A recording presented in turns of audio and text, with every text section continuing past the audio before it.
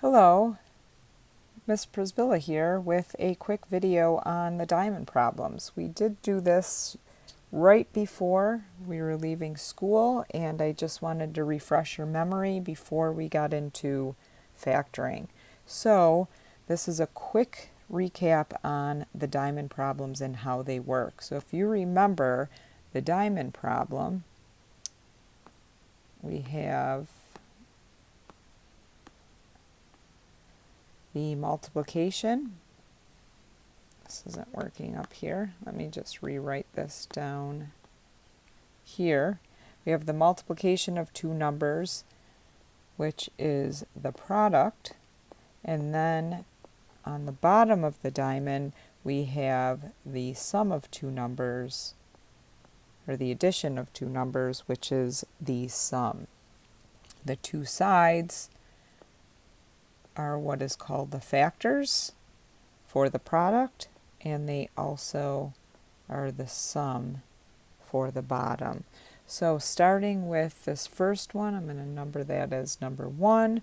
We have a product of 16 and a sum of 10. So we need to find two numbers. When we multiply them together will give me a 16, and two numbers when we sum them give me a 10. So if they don't come to you right away, then what you can do, and we learned this strategy in class, was to list the factors. So these are the possibilities of the two sides to give you the 10, what it has to be on the bottom. So I'm going to start with 1 and 16. That is two possible factors. They're possible because 1 times 16 is a 16, but when I combine a 1 and 16 together, they will not ever produce a 10 as a sum. So that's out. We have a 2 and 8. 2 divides evenly into 16 8 times. That is possible because 2 and 8 work. Remember, we don't want to stop there, because there are sometimes those tricky ones where it looks like it may be the answer, but it's not, depending on whether the top is positive or negative. So since this is positive, it makes it a lot easier to do, but once we get into the negatives, it could get a little tricky. So I'm going to go on with the factors just to complete this whole process with an easy one, so then you're set up for the more difficult ones later on. So 3 does not divide evenly into 16, 4 does.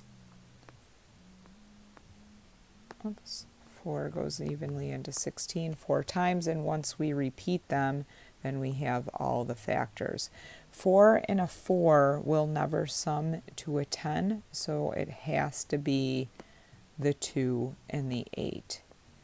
This is an easier one because it's all positive, so we don't have to worry about any negatives in the mix. We have 2 times 8 to give us 16. 2 plus 8 is 10. Moving on to the second one, we're going to start listing the factors, starting with 1 first so we don't miss any. We have 1 and 25. 2 doesn't divide evenly into 25. 3 does not. 4 does not. 5 does. And once we repeat them, we have them all. I do not deal with the negatives first. I like to get the possibilities of the product, and then deal with the negatives after. A 1 and 25 will not sum to a 0, but a 5 and 5 necessarily won't sum to a 0, but a combination of positive and negatives with a 5 and 5 will. That works out because we have a product of negative 25. We have a negative, which means we need one positive and one negative to factors to produce or give you a product of a negative.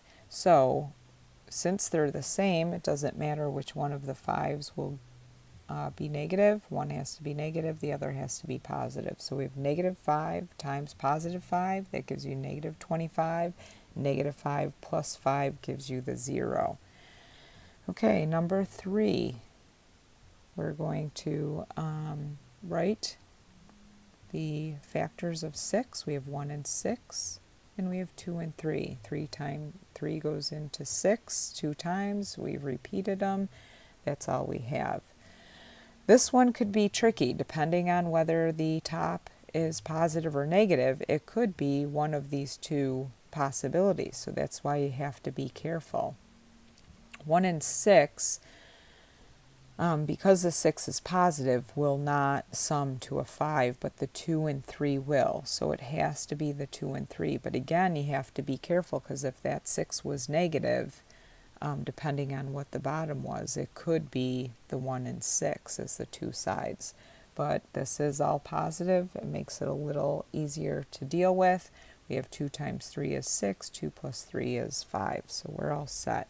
Just make sure every time you get your two sides that you check that mentally, or more specifically with a calculator, that will really cut down on the mistakes you make when you're factoring. So the number 4, we're going to move on. Again, we have 1 and 6, 2 and 3 from the last problem. This time we have a negative 6, but the 1 is positive on the bottom. So 1 and 6 will not sum to a 1, but the 2 and 3 will. So again, we're going to use 2 and 3. This time we have a negative product. The negative product on top is going to result in one of the two sides being a negative. So I like to use money as a unit to try to make it easier to understand. The 1 is positive. That means you come out with money. You have something. So in order to have, you had to start out with more than you owe.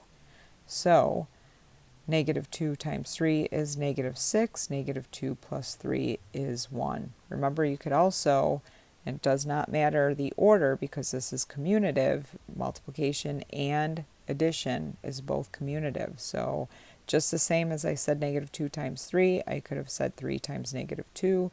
And just the same as I said negative 2 plus 3, I could have said 3 minus 2. Number 5, we have negative 10 on the top. I'm going to write the factors of 10, 1 and 10, 2 and 5. 3 does not divide evenly into 10, 4 does not, 5 does. I have all my factors. Since they repeated, so I'm going to pick the 2 that will give or possibly produce a sum of 3 because the top is negative. I know one of my two sides has to be negative because the bottom is positive. I have, so that means I had to start out with more than what I owe. So a quick check, negative 2 times 5 is negative 10. Negative 2 plus 5 is a positive 3. The last one, again, all positives. It makes it a little easier. We're going to write the factors. 1 times 18, 2 times 9, 3 times 6. 4 doesn't divide evenly, 5 does not, 6 does. I repeat them. I have them all, and the 2 and 9 are the only possibilities to sum to an 11. So I hope that rings a bell. The next video we'll do a couple more, and I'll throw in some more negatives, and then we'll go right into the factoring. Please let me know if you have any questions on this, either via email, message in Schoology, or the Life Size office hours, which are every Wednesday from 1 to 2. So please don't hesitate to get in touch with me if you have any questions on any of this, because it's really, really going to help you with the factoring.